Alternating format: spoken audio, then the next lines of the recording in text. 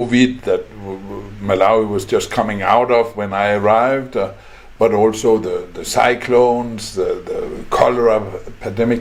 There have been lots of exogenous shocks, but also because there is a lot of obstacles in Malawi. I think part of it is that there is a need for mindset change. A good friend and a high official said at one point to me, he said, if it's more profitable to be in politics than in business, then your country is doomed. Yeah. If it's more profitable to be importing than to be exporting, your country is doomed. If it's more profitable to be trading than to be producing, your country is doomed. I'm afraid that Malawi ticks all the boxes. It does, yeah? Yes. What has been your frustration? My frustration is that I couldn't bring more change. I wanted to see impact. I want to see immediate results. I'm kind of impatient also when spending European taxpayers' money, and I want to report on good results at home. But there have been some very positive elements, and I want to maybe emphasize one of them, which is one that we pushed a lot for, which was that Malawi obtained last November the extended credit facility from the IMF, which is something that can contribute significantly to this macroeconomic stability, which is so badly needed for bringing in the real support, which is not going to come from development partners, but from private investors.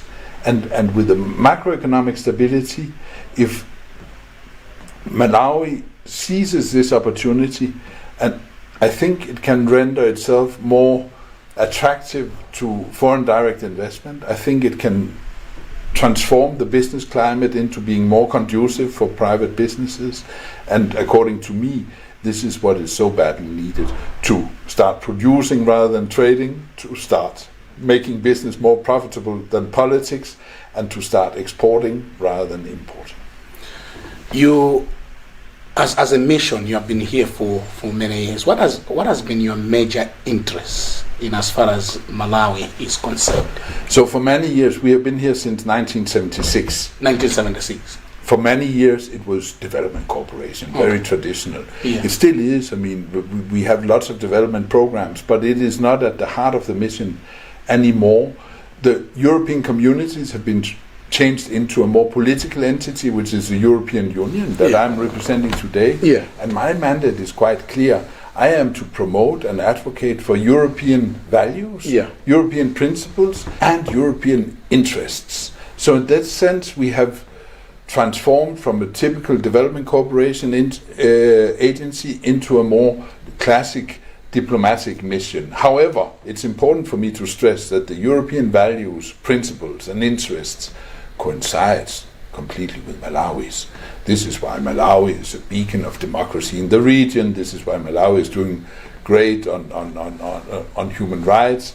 This is why Malawi has in its vision 2063 to become an industrialized economy. So there's lots of coinciding elements. So the fact that we have changed perspective a little bit does not necessarily suggest that it cannot be a win-win.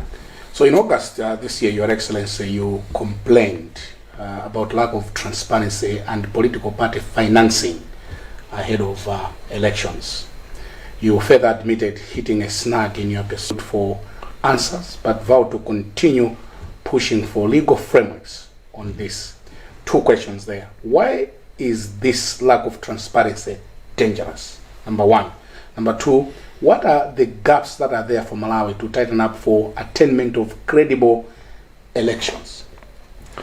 So, I was not here in 2019 and 2020. Yeah. We had a monitoring mission from the EU, which is separate from my service, who came up with a series of recommendations. And by and large, Malawi is doing very well. I think there were 34 recommendations. A number of them have been implemented since. But the big pending issue is not even the law, because I think the legal framework is in place, but implementation of the legal framework that gives transparency to party financing. Because if we want elections to be equal, if we want political parties to do what they say they're doing, we need to have trust in them.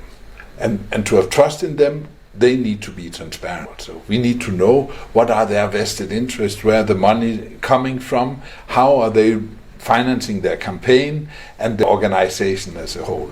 If we don't know where that is coming from, it's very difficult to understand what are their motives. So I think party financing transparency is absolutely crucial for having an effective democracy. I think that you ask about what we are missing for having credible elections. I don't think we're missing anything. I think Malawians can conduct credible elections. I think it will be very tense. I don't think that the incumbent and the opposition is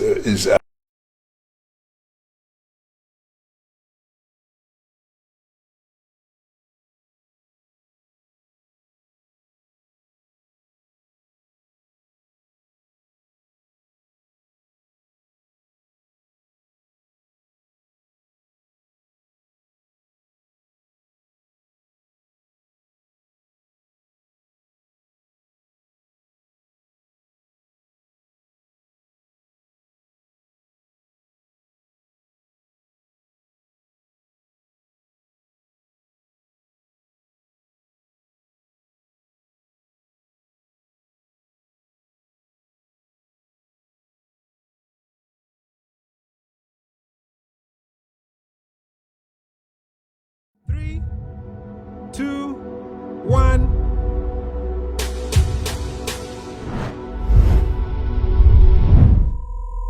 On air. Masigenda kunkhani ya nkhani ya ntchito kumasoja kudya nkhani kumasuka kumene